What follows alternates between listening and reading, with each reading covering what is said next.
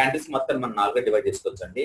Up bar అంటే ఒక candle తో వచ్చి క్యాండిల్ అప్ లో ఉంటుంది, దాన్ని డిమాండ్ క్యాండిల్ అనుకోవచ్చు, దాన్ని అప్ బార్ అంటారు.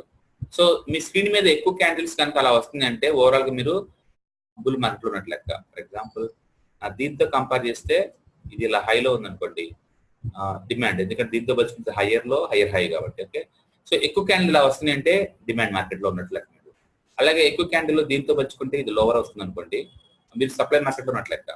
అలాగే ఇలా పెద్ద క్యాండిల్ పక్కన చిన్న ఇన్యాక్టివ్ క్యాండిల్ అంటే ఈ సైజ్ తో పోల్చుకుంటే ఈ సైజ్ డౌన్ అయింది అనుకోండి, అప్పుడేంది అంతకుముందు రెడ్ క్యాండిల్ కదా, అంటే ఇప్పుడు రెడ్డిష్నెస్ తగ్గుతుంది, అంటే బేరిష్నెస్ తగ్గబోతుంది అనుకుంటుంది ఇది. ఓకే, కంటిన్యూ అయ్యేలాగా ఉంటే ఇంతకన్నా పెద్ద క్యాండిల్ కింద రావాలి కదా. సో దీన్ని ఇన్సైడ్ బార్ అంటారు. అంటే ఇది one of the powerful reversal candle అనమాట. తర్వాత ఈ చిన్న క్యాండిల్ తో పోల్చుకుంటే నెక్స్ట్ పెద్ద వస్తుంది, నెక్స్ట్ ఇలా పెద్ద వచ్చింది, అంటే ఏంటిది బేరిష్నెస్ పెరగబోతుంది అర్థం. ఇది నెగటివ్ క్యాండిల్ కదా, ఇది యాక్టివ్ క్యాండిల్ కదా, బేరిష్నెస్ పెరగబోతుంది గుర్తు. ఇట్లా మార్కెట్ మొత్తం లూజుగా చెప్పాలంటే 4 క్యాండిల్స్ ఉంటాయి. ఇదేమో అప్ బార్. ఎక్కువ సార్లు ఈ క్యాండిల్స్ వస్తుంది అంటే మార్కెట్ గుడ్ ట్రెండ్ లో ఉన్నట్టు లెక్క. ఎక్కువ సార్లు ఇలా క్యాండిల్స్ ఎక్కువ వస్తుంది ఇలా బేర్ మార్కెట్ ఉన్నట్టు లెక్క.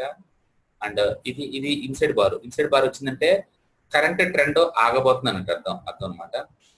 నెక్స్ట్ ఇది out side bar. Out side bar వచ్చిందంటే కరెంట్ మార్కెట్ రివర్సల్ గా మూమెంట్ తీసుకోబోతుంది లెక్క. అంటే బహుశా అంతకుముందు అప్ ట్రెండ్ లో ఉన్నట్టుంది, ఇప్పుడు నుంచి ఇంకా బెరిష్నెస్ గెయిన్ అవుతుంది.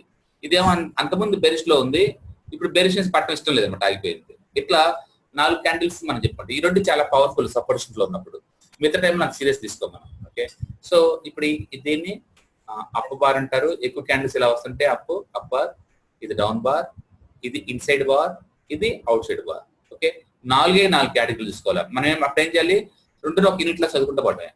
సో ఇది అప్ బార్, ఇది డౌన్ బార్,